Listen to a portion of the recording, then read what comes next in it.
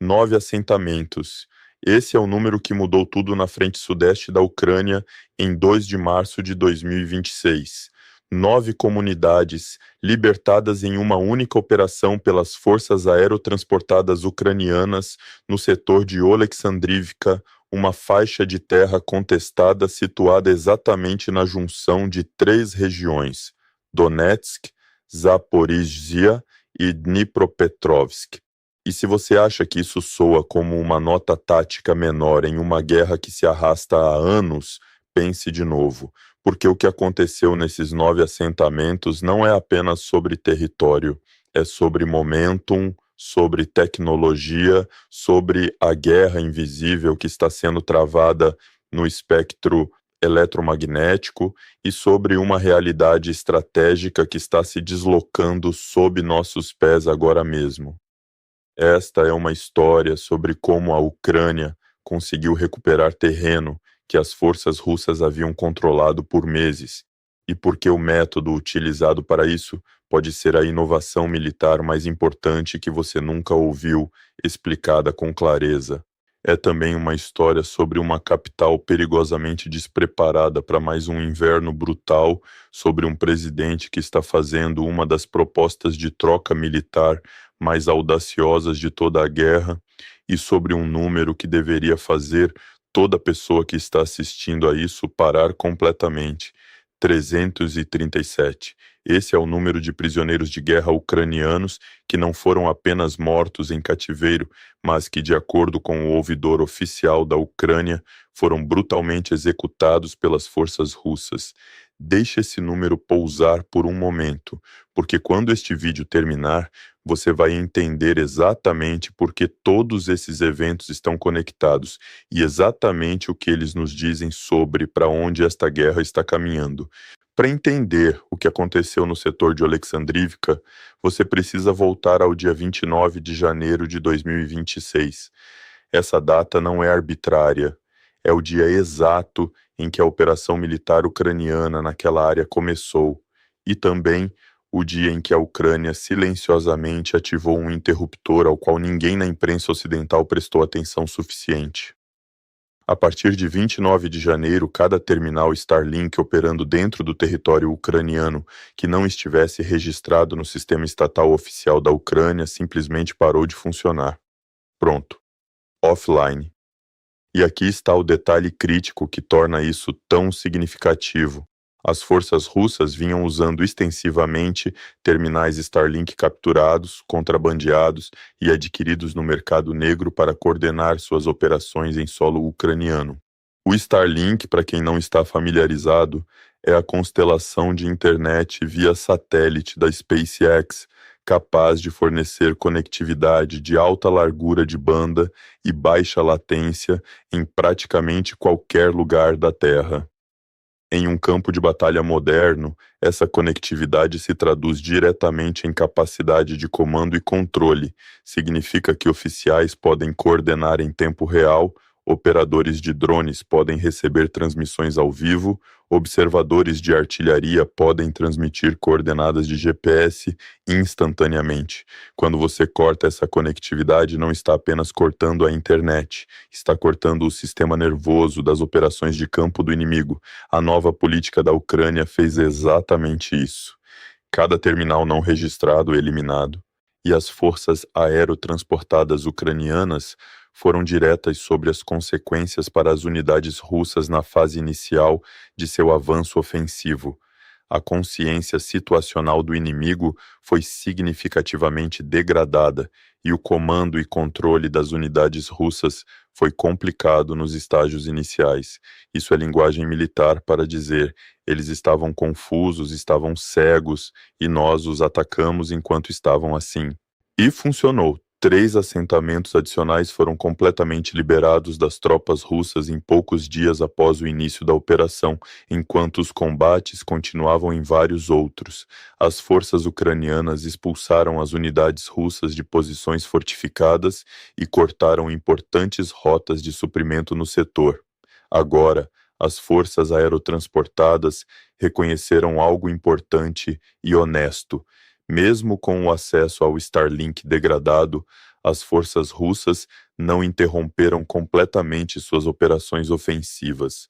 Elas se adaptaram como os exércitos sempre fazem, mas aquela janela inicial de perturbação deu às forças ucranianas uma vantagem crítica em ritmo, em iniciativa e na capacidade de ditar os termos do engajamento. E é aqui que o quadro estratégico mais amplo fica claro. O comandante supremo da Ucrânia, general Oleksandr Syrskyi, fez uma declaração nos dias seguintes a essas operações que merece atenção séria. Ele afirmou publicamente que as forças ucranianas recuperaram mais território em fevereiro de 2026 do que a Rússia conseguiu capturar durante o mesmo período. Leia essa frase novamente com atenção. Durante a maior parte do último ano, a narrativa em torno deste conflito foi de lentos e exaustivos avanços russos e lutas defensivas ucranianas. Um mês em que a Ucrânia termina com saldo positivo na troca territorial não é um desenvolvimento menor. É um sinal de que algo na equação operacional está mudando.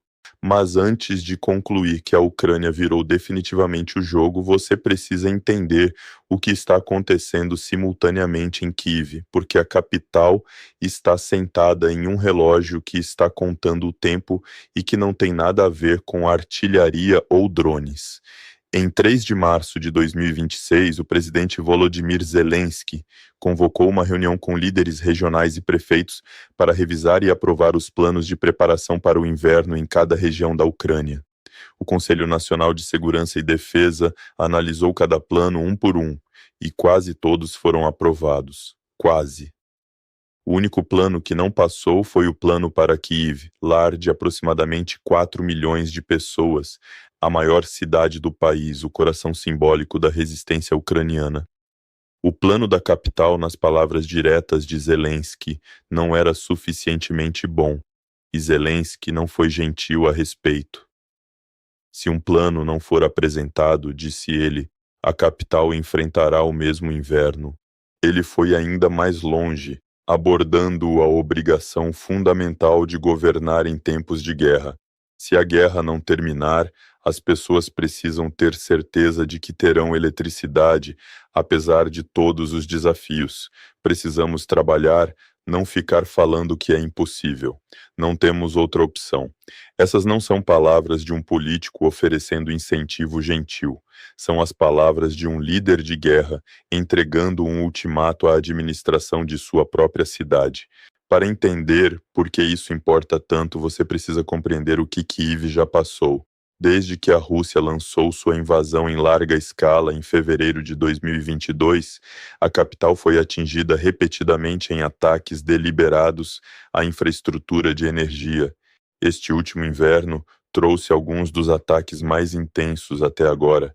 Salvas russas de mísseis e drones derrubaram a energia em grandes seções da cidade por horas seguidas, mas talvez pior do que os apagões tenha sido o que aconteceu com o sistema de aquecimento central.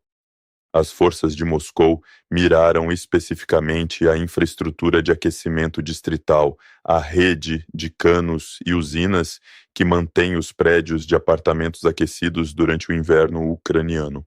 Quando esse sistema é danificado, não é como perder eletricidade, onde você pode usar um gerador ou uma bateria de reserva. Você não consegue substituir facilmente o aquecimento centralizado. E em uma cidade onde a maioria dos moradores vive em blocos de apartamentos da era soviética que foram projetados em torno de infraestrutura de aquecimento centralizada, perder o aquecimento em janeiro ou fevereiro não é um inconveniente, é uma crise de sobrevivência. Este último inverno foi relatado como um dos mais rigorosos em mais de uma década, e moradores de bairros inteiros de Kiev passaram semanas sem aquecimento adequado. Agora imagine passar por isso de novo sem um plano. Esse é o cenário que Zelensky está tentando evitar. Cada plano regional que foi aprovado inclui disposições específicas para proteger a infraestrutura de energia, expandir a capacidade de cogeração, que significa a produção simultânea de calor e eletricidade a partir de uma única fonte, e descentralizar o fornecimento de água e aquecimento para que um único ataque russo não possa eliminar os serviços de um distrito inteiro. São soluções desse tipo, sem glamour e repletas de engenharia, que raramente aparecem nas manchetes, mas que determinam se os civis sobrevivem ao inverno ou não. A pressão sobre o prefeito de Kiev, Vitaly Klitschko, vem crescendo há algum tempo. Críticos, incluindo alguns dentro do establishment político, argumentaram que a administração da cidade tem sido lenta em agir exatamente sobre essas vulnerabilidades de infraestrutura. A declaração pública de Zelensky de que decisões serão tomadas de acordo com a lei, caso os planos não sejam implementados, é amplamente lida como um aviso específico a Klitschko. No contexto político ucraniano, essa frase carrega um peso real. Antes de continuarmos, quero aproveitar um momento para reconhecer algo diretamente. Se você está assistindo a este canal, provavelmente é o tipo de pessoa que realmente quer entender o que está acontecendo no mundo, não apenas consumir manchetes. Você não está aqui por ruído. Você está aqui pela análise mais profunda, pelas conexões que o noticiário da noite nunca faz, pelo contexto que transforma a informação em compreensão real. Se isso ressoa com você, clique em inscrever e ative as notificações. Este canal foi construído para pessoas que estão cansadas de ser mantidas no escuro. Agora voltemos à história, porque o que vem a seguir é, sem dúvida, o movimento estratégico mais ousado que Zelensky fez em meses. No mesmo dia em que o plano de inverno de Kiev estava sendo rejeitado, Zelensky deu uma coletiva de imprensa e apresentou uma ideia que é ou uma jogada de genialidade estratégica ou um sinal de quão desesperadora está a situação de defesa aérea da Ucrânia, ou possivelmente ambos. Ele propôs trocar drones interceptores de fabricação ucraniana por mísseis interceptores Patriot mantidos pelos Estados Unidos e seus aliados. Deixe isso assentar. A Ucrânia está oferecendo negociar sua própria tecnologia de defesa aérea produzida domesticamente com os Estados Unidos em troca dos mísseis americanos de que a Ucrânia precisa criticamente para sobreviver aos ataques de mísseis balísticos russos. Isso não é um acordo de armas convencional.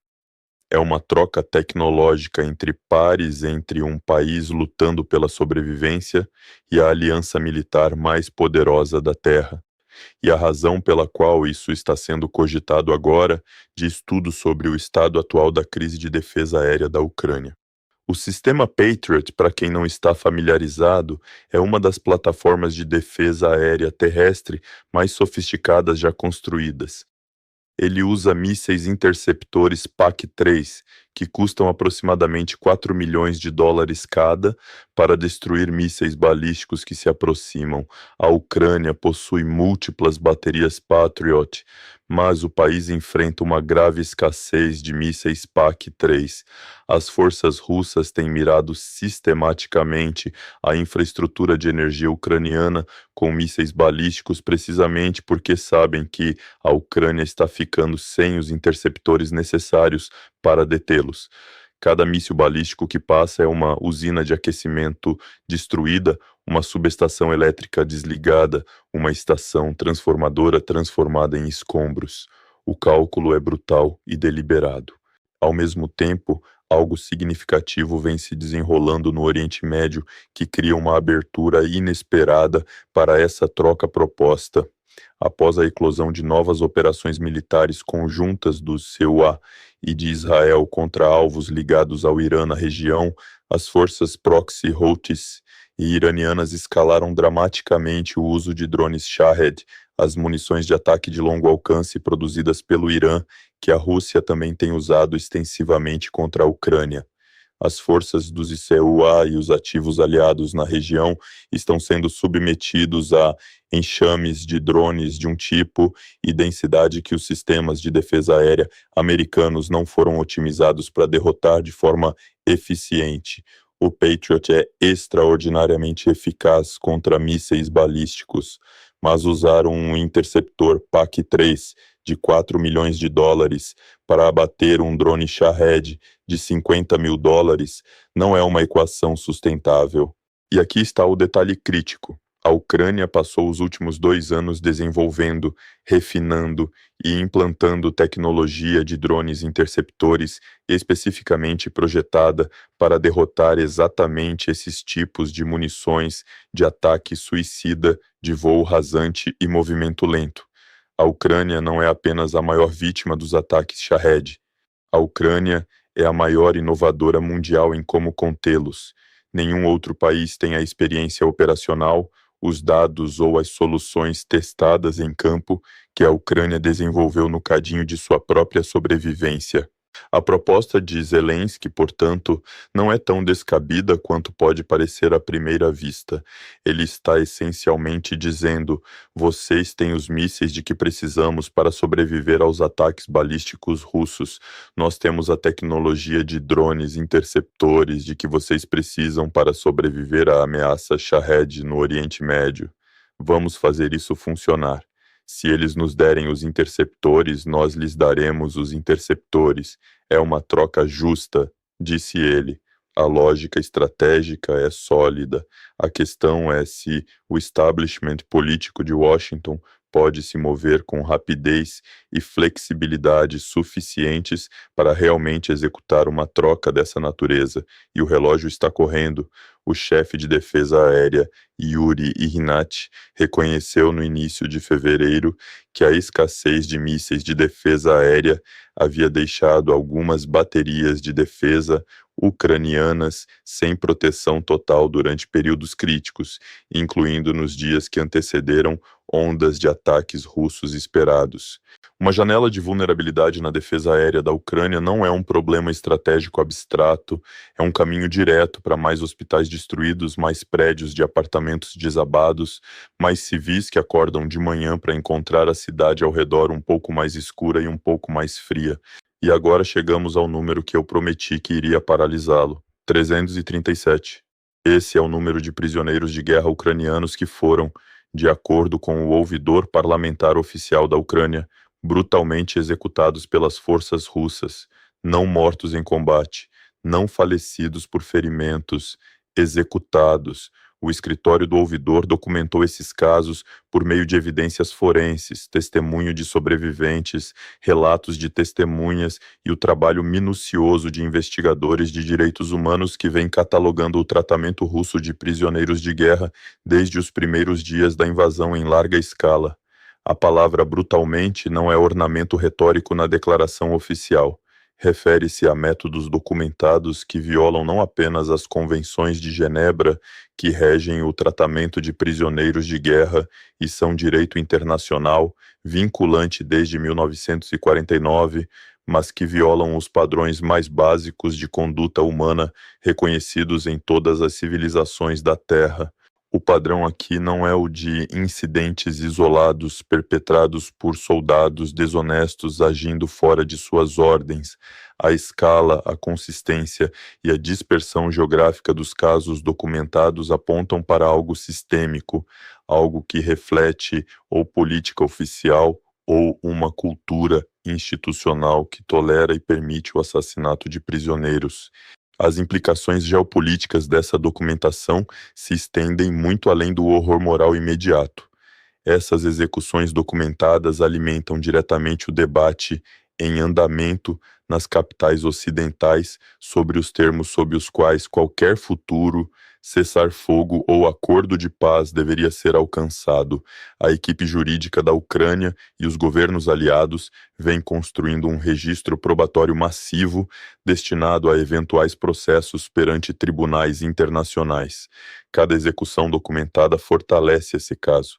Cada execução documentada também torna mais difícil para os líderes ocidentais venderem às suas populações qualquer acordo de paz que não inclua mecanismos robustos de responsabilização, porque a questão política doméstica em cada país da OTAN acaba sendo: estamos pedindo às vítimas ucranianas que vivam ao lado das pessoas que fizeram isso a seus soldados?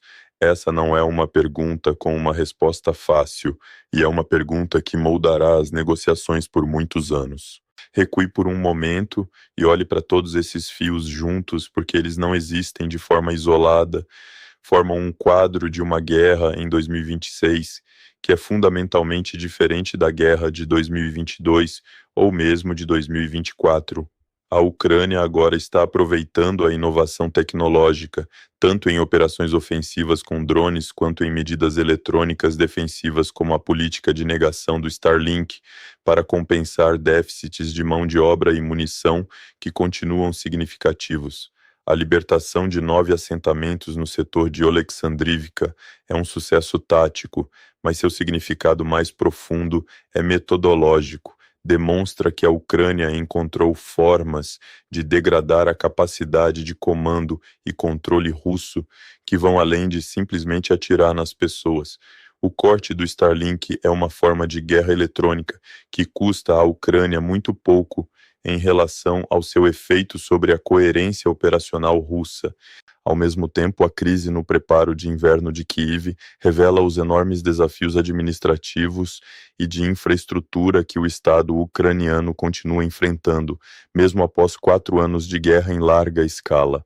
Há uma tendência na cobertura ocidental de falar sobre a Ucrânia como vencendo ou perdendo em termos puramente militares, mas a guerra também está sendo travada na capacidade administrativa dos governos locais de manter os civis vivos durante o inverno, nas escolhas de engenharia dos operadores da rede elétrica, nas decisões políticas sobre quais funcionários são removidos e quais recebem uma segunda chance. O confronto público de Zelensky com a administração de Kiev faz parte dessa luta maior, e o fato de ele estar disposto a criar uma crise pública em torno disso, mesmo na capital de seu próprio país, diz algo importante sobre como ele enxerga as apostas em jogo. A proposta de troca Patriot por drones está na interseção do desespero militar da Ucrânia e de sua crescente credibilidade tecnológica. Por anos, os parceiros ocidentais debateram se deveriam dar à Ucrânia este sistema ou aquele sistema, sempre preocupados que Kiev não conseguisse operar equipamentos sofisticados com eficácia. Esses debates parecem diferentes agora. A Ucrânia não apenas operou equipamentos ocidentais sofisticados com eficácia, ela criou equipamentos sofisticados próprios que a aliança militar mais poderosa da história não sabe replicar com rapidez suficiente para enfrentar uma ameaça emergente. Essa é uma reversão dramática da dinâmica que definiu os primeiros anos do apoio ocidental e abre novas categorias de cooperação em defesa que simplesmente não existiam antes. E pairando sobre tudo isso, os 337 não são estatísticas, eram pessoas. Tinham nomes, tinham famílias, tinham quaisquer momentos de esperança ou desespero que definissem sua experiência de cativeiro antes que alguém com uma arma o encerrasse. A documentação de suas mortes serve a um propósito além do luto. É o alicerce da responsabilização, a matéria-prima da justiça e, em última análise, um dos argumentos mais poderosos contra qualquer acordo de paz que troque responsabilização por conveniência.